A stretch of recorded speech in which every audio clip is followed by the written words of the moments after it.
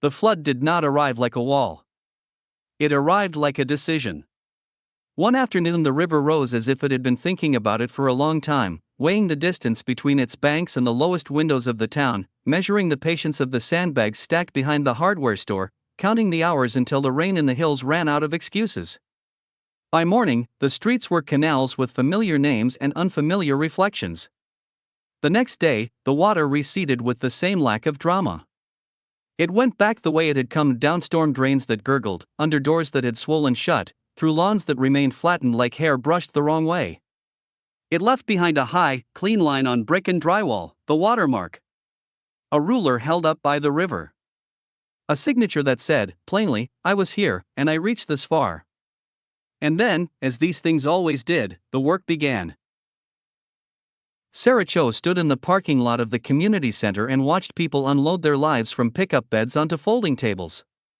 Someone had printed large signs, clothing, food, cleaning supplies, in thick marker and taped them to the walls. The flood had knocked out the small library's basement shelving, so the tables were borrowed from there and smelled faintly of paper. Sarah had been assigned to document damage for the county, a temporary role, a volunteer badge, a fluorescent vest with a strip of reflective tape that caught sunlight and returned it with a kind of cheerfulness she did not feel. She had a clipboard. A binder full of printed forms. A pen that someone had tied to the clipboard with string so it wouldn't wander off. She had been a code enforcement inspector before the flood. She knew how to measure rot, how to check foundation cracks, how to say you can't live here right now in a voice that didn't sound like blame. She was used to places that had been damaged by slow neglect. She was not used to damage that moved through a town like weather. Inside the community center, the air smelled of damp fabric and lemon disinfectant. A portable fan turned slowly in the corner, pushing warm, humid air around like it was trying to find a place to put it. There was a man at the front desk handing out bottled water and small plastic bags of snacks. His name tag said Cal in block letters. He looked like he had slept in his clothes. Morning, Sarah said. Cal looked up as if it took effort. Morning. You're with the county? Temporary, Sarah said. Damage documentation. They want me to hit the low-lying streets first, where the water sat longest. Cal gave a humorless little smile. So, all of them? Sarah nodded. She checked her binder. The list had been printed in alphabetical order, which made it feel orderly. That was part of its purpose. She had done 3 inspections already. One house with a caved-in basement wall. One duplex where the mud had coated everything like frosting. One small grocery whose refrigeration had failed after the power went out, leaving the owner with a heap of spoiled inventory in plastic bins, the smell sharp and sweet and appalling. She was trying to pace herself. People did not like being looked at clinically right after losing things. Cal leaned forward a little. Hey. If you're going down by Riverbend Court, can you check the storage units? The ones behind the laundromat? Sarah flipped a page. They're not on the list. They're not on any list, Cal said. But the owner called yesterday. Said something about leakage. Not just water. Like an odor. Sarah's pen hovered. Odor. Like a chemical smell, Cal said. He said chemical like he was underlining it. I told him to call the fire department and he said he already did, but they're busy with people whose houses are sliding off foundations. Sarah wrote, Riverbend storage units, possible chemical odor. Her handwriting looked too calm for the situation. Okay, she said. I'll swing by. Is the owner there? He said he'd be there today. Cal took a sip of water. Be careful. Sarah didn't reply with the automatic reassurance. She didn't say I will. She just nodded and walked out into the parking lot where the sun was bright and the puddles were small and deceptive. Her county car was an older sedan with a faint seal on the door and a dashboard that rattled when the fan ran. She drove toward the river, away from the center of town, past piles of ruined carpet rolled up like large cigars on curbs. Everywhere there were fans and windows, doors propped open, people in gloves and masks moving slowly through rooms that used to be private. The flood had turned the town inside out. You could see into people's lives through stripped drywall and discarded sofas. There was an intimacy to disaster that felt like trespassing even when invited. Riverbend Court sat near a bend in the river that gave the neighborhood its name. The storage units were behind the laundromat, a row of long, low rectangles with roll-up doors. The asphalt around them was still streaked with silt. The water had been here long enough to leave algae on the concrete blocks. A man in rubber boots stood near the entrance, talking on a phone. He had one hand on his hip, holding his booted stance like a person trying to convince himself he was in control. When Sarah parked and stepped out, he ended the call. His face was red with sun and worry. "You county?" he asked. "Documentation," Sarah said, showing her badge. Sarah Cho. "Doug Lasky," he said. "Oh nar. Glad you're here. Look, I know I'm not top priority, but something's wrong back there. Not just water damage." Sarah adjusted her mask. She wore one for mold and dust, mostly. She had started wearing it even outdoors because it helped people not see her expression. "Show me," she said. Doug led her down the row. The storage units were numbered in faded white paint. Some doors were warped and stuck halfway, their metal bent by the pressure of water and debris. A few tenants stood by their units, taking pictures with phones, talking in low voices. Doug stopped at Unit 14. The roll-up door had been forced open a few inches, enough to let air out. A pale smell seeped through that gap, something sour and sharp, like a swimming pool left too long in heat, mixed with a metallic undertone that reminded Sarah of a coin held on the tongue. Doug shifted his weight. "You smell that?" "Yes," Sarah said. "It's worse when it's hot," Doug said. "Yesterday afternoon it smelled like bleach and pennies." Sarah crouched. She could see darkness inside, a line of mud where the water had settled, the bottom edges of cardboard boxes softened into pulp. The floor glistened. In the dim, something pale sat on a shelf, plastic, maybe. "Did anyone open it?" Sarah asked. "I didn't," Doug said quickly. "I don't open units unless the renter's with me. But the door was like that when I came. I think the water pressure did it." Sarah nodded. She took out her phone and snapped a photo of the door, the number, the mud line. Documentation was made of small, unglamorous evidence. "Who rents it?" she asked. Doug scratched his jaw. "It's under a business name. Some outfit out of the city. They rent a few units around town for supplies. Cleaning stuff, I guess. They come once every couple months." "Business name?" Sarah asked. Doug's eyes flicked away, as if he didn't want to say it aloud.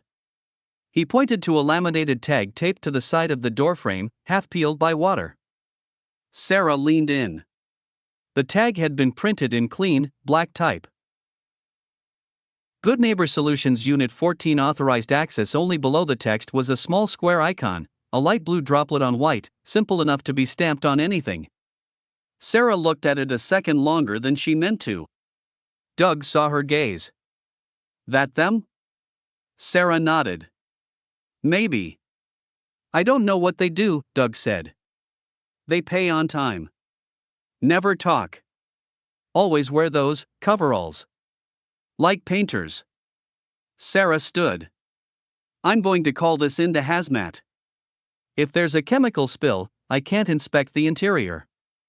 Doug's shoulders sagged with relief and frustration. "I called the fire department, like I said. They told me to keep people away." "Keep people away," Sarah repeated, writing it down. "Have you seen anyone come to check it?" "No," Doug said. "No one. And I can't just leave it.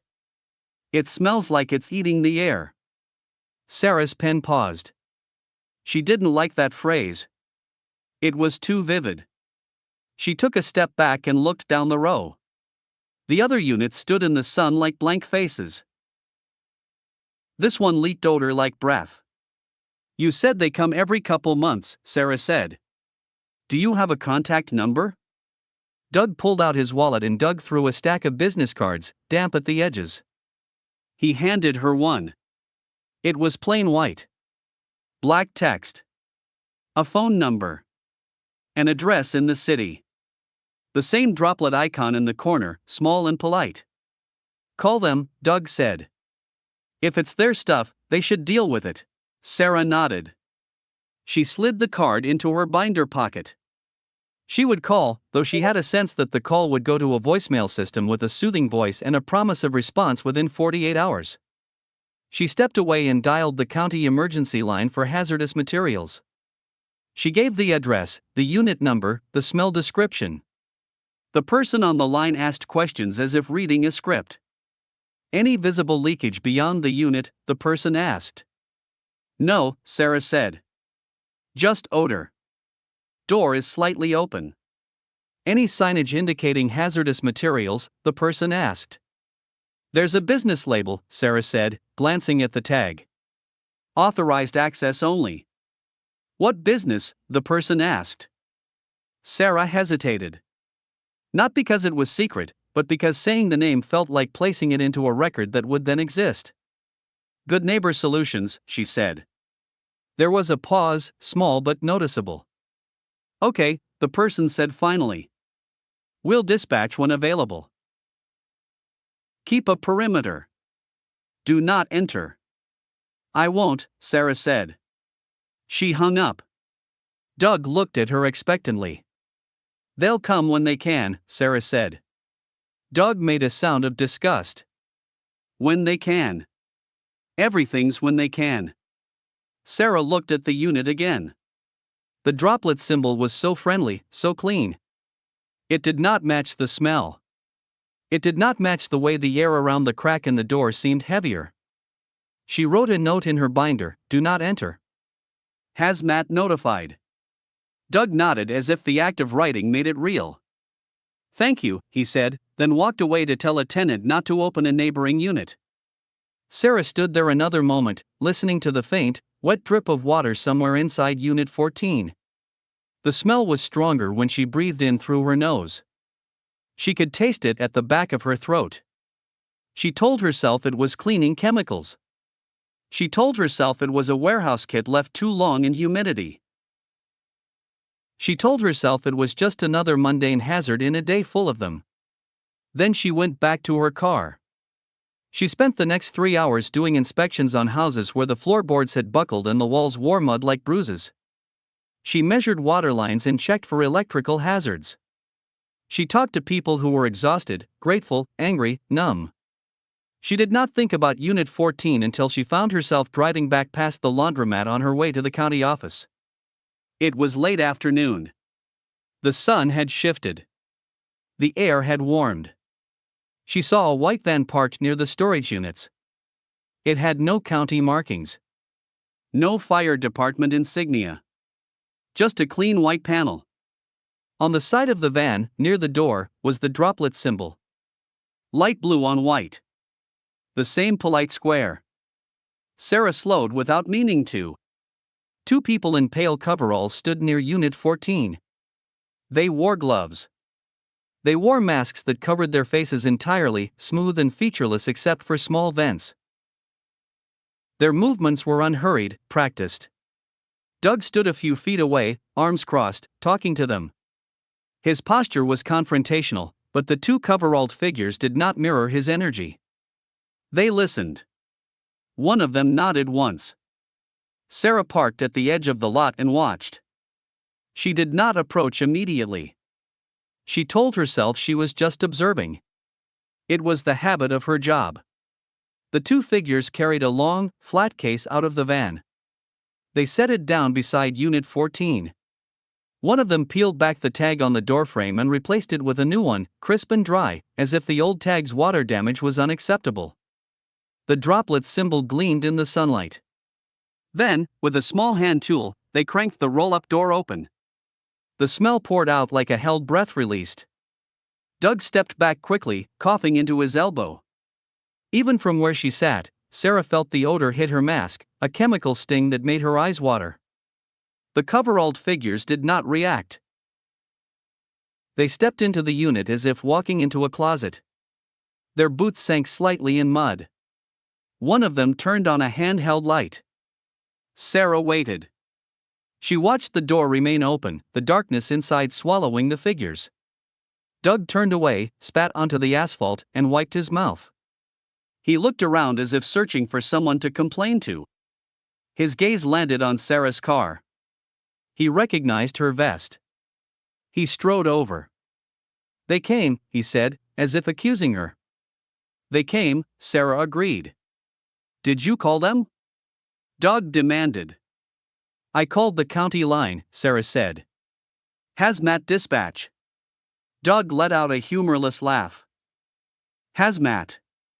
Sure. These guys just showed up. Like they knew.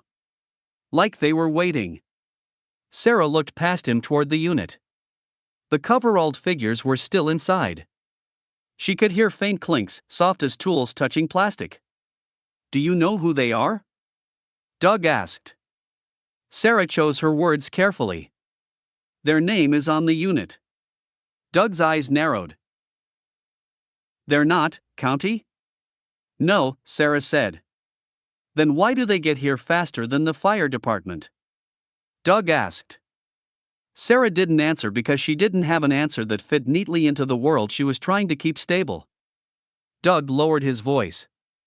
"They told me it was remediation stock. They said it like it meant nothing. Like paper towels." Sarah glanced at him. "Did they say what leaked?" Doug shook his head. "They said the flood compromised the seal. They said they would restore baseline conditions." He repeated the phrase with mockery. "Restore baseline. Like they're fixing a thermostat." Sarah's pen itched in her hand, an impulse to write down restore baseline conditions because the phrasing felt like it belonged in a manual. Doug gestured toward the unit. "Do you want to see what they have in there?" Sarah hesitated. Her job required documentation. But her job also had boundaries, and those boundaries existed for a reason. "From here," she said. Doug snorted.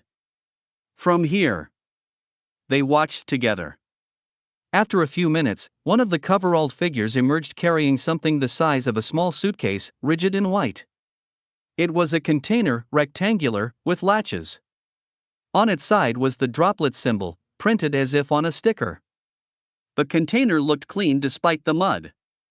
The figure set the container carefully on the asphalt. The other figure came out and wiped their gloves on a disposable cloth, then placed the cloth into a bag that seemed too thick to be a normal trash bag. Doug leaned forward as if trying to see inside the unit.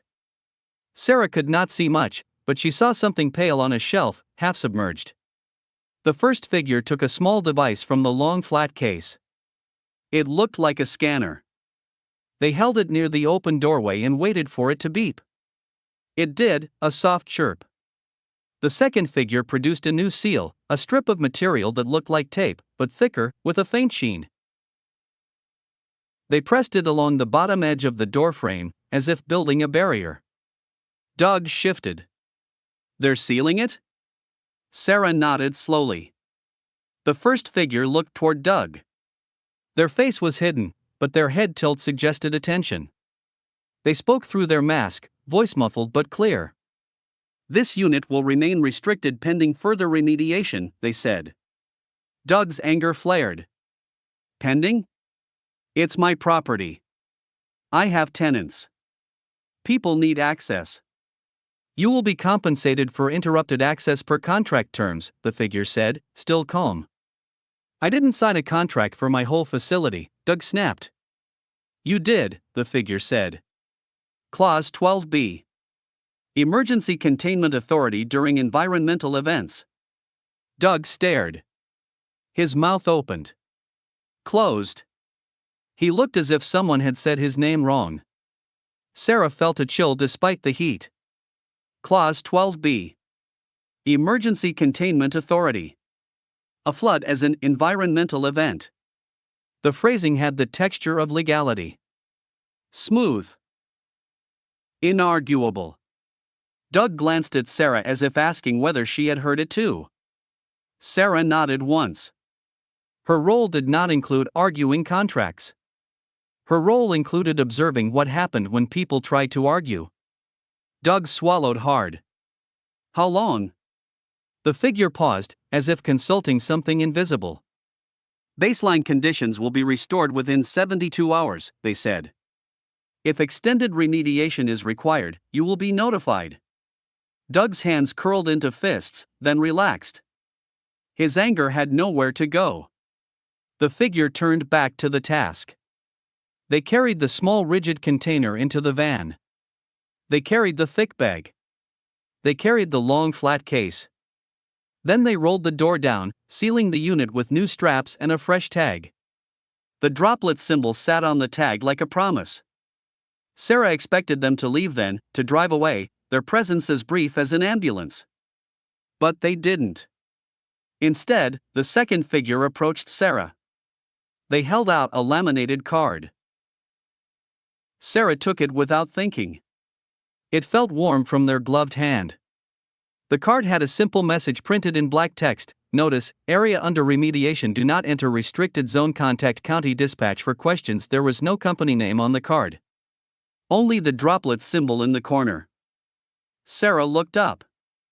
"Are you with?" the figure interrupted gently, as if saving her from having to say the name. "All relevant authorities have been notified," they said. Sarah's throat tightened. She should have asked for identification. She should have asked for credentials. She should have demanded paperwork. Instead, she asked, "Is there a hazard to the public?" The figure's head tilted again. "Not if established protocols are followed," they said. Doug barked a laugh behind her. Protocols. Like we all know what that means. The figure did not react to his tone. They returned to the van. Sarah held the card. It was damp at one corner, as if it had been handled in humid conditions. The droplet symbol looked innocent and untroubled. Doug leaned toward her. "Did you see their faces? It's like blank masks. Like they're not people." Sarah didn't correct him. The suits and masks were standard for hazardous work. She had seen similar gear on cleanup crews after chemical spills. But these people moved differently. They moved like they were not improvising. Like they were following a routine older than the flood. Doug shook his head, muttering, and walked away, kicking at a chunk of dried mud. Sarah returned to her car, but she did not drive off immediately. She watched the van. She watched the coveralled figures open the side door and reach inside, as if checking equipment. The sun dipped lower. Shadows stretched across the asphalt. When the van finally drove away, it did so slowly, without urgency. It turned onto the road and disappeared behind a line of trees, the droplet symbol flashing once as sunlight hit it. Sarah drove back to the county office. In the office, the air conditioning struggled. The building smelled like copier toner and damp clothing. People sat at desks making phone calls, entering data. Someone had set up a table with instant coffee and granola bars. Sarah sat down with her binder and began to file her notes. She was supposed to submit a report before the end of the day. She flipped through her photos, labeling them with addresses and times. When she reached the photo of Unit 14's label, she hesitated again. Good Neighbor Solutions. She typed it into her report under potential hazardous materials. It looked harmless as text. It looked like the name of a company that sold cleaning products. It looked like something you would see on a box of wipes. She added the note: third-party remediation arrived on site prior to county hazmat. Unit sealed under contract authority. She stared at the sentence. It felt like a report about something ordinary. It did not capture the way Doug's anger had drained into confusion when the figure cited Clause 12b. It did not capture the way the smell had poured out like a living thing. It did not capture Sarah's own sudden certainty that, if she had asked the wrong question, the figure would have answered politely and still not told her anything useful. She saved the report. She went home. Her apartment was dry. She lived on the hillside of town. The flood hadn't reached her building. But the town's dampness had reached everything, it lived in the air like a mood. She showered, scrubbing river smell from her skin. She ate toast without tasting it. She sat on her couch and listened to the faint hum of fans in neighbors' windows. She told herself the day was over. It wasn't. That night, she woke at 2 a.m. because she thought she smelled chlorine. She lay still, breathing through her nose. The smell was faint, but it was there, bleach and pennies. Her apartment was clean. She hadn't used bleach. She hadn't cleaned anything. She sat up and looked around. The moonlight through her blinds striped the room. Everything was normal. Then she realized the smell wasn't in her apartment. It was outside, drifting in through a crack in the window frame. She got up, pulled on a sweater, and stepped onto her small balcony. The town below was dark, but there were a few moving lights, trucks, perhaps, or cars. In the distance, down toward Riverbend Court, she saw a glow. Not a fire. Not an emergency. A steady, cold light like portable work lamps. She stood there, shivering. She told herself, it's cleanup crews. It's contractors. It's people working overtime to restore the town. The smell drifted again, stronger now, and she felt her stomach twist. She went back inside and closed the window. In the morning, she drove back to Riverbend Court. Not because she was assigned. Not because she was supposed to. Because the smell had followed her home in her sleep, and she needed to prove to herself that it belonged to the world. The storage units looked unchanged. Doug's truck was parked out front. The asphalt was dry now, the mud crusted. Sarah approached Unit 14. The tag was still there. New. Crisp. The droplet symbol was perfect. There was no smell. Doug appeared from behind a unit, looking like he hadn't slept. They came back last night, he said without greeting. Sarah's heart kicked. Who? Doug didn't need to say. He nodded toward the unit. They worked for hours, he said. Lights, equipment, the whole thing. I asked them what they were doing and they told me to keep away. Then they left before sunrise. Sarah looked at the tag. Is it safe? Doug wiped his face with his sleeve. They said baselines restored. He made the phrase sound like a curse. Sarah crouched near the bottom of the door. The thick tape-like seal was in place, smooth and intact. There were no leaks. No stains. No chemical residue visible. She listened. She could hear nothing inside except, faintly, the sound of water dripping somewhere in the building, normal, persistent, mundane. Doug cleared his throat. I opened the unit next to it. Tenant wanted access. Nothing in there was affected, except the smell, yesterday. Today, nothing. Like it never happened. Sarah stood. Did they open Unit 14 again? Doug shook his head. They did. I saw the door up. I saw them move something out. A box. A clean box. Like a cooler. Then they shut it again. Sarah's mind supplied the image, the rigid white container with the droplet symbol. A kit. A standard container. Sarah glanced down the row. Did they leave anything behind? Doug hesitated. He reached into his pocket and pulled out a folded piece of paper, damp at the crease. They dropped this, he said. Or maybe they meant to leave it. I don't know. He handed it to Sarah. It was a work order. Plain. A few lines of text. Remediation complete site, Riverbend Storage, Unit 14 event type, water exposure/seal compromise status, baseline restored next review, not applicable no signature. No company name. Only the droplet symbol in the top corner, light blue on white. Sarah looked at the words baseline restored again, and felt the strange sensation of someone using the wrong tool for a job and still insisting the job was done. Doug, she said softly, did anyone else smell it last night? Doug gave a short laugh. The whole block smelled it. People came out of their houses. Thought someone dumped pool chemicals down the storm drain. Thought there was a gas leak. And? Sarah asked. Doug's laugh died. And then it stopped. All at once. Like someone turned a knob. Sarah folded the paper and handed it back. Doug took it, then said in a quieter voice, "What do you think it was?"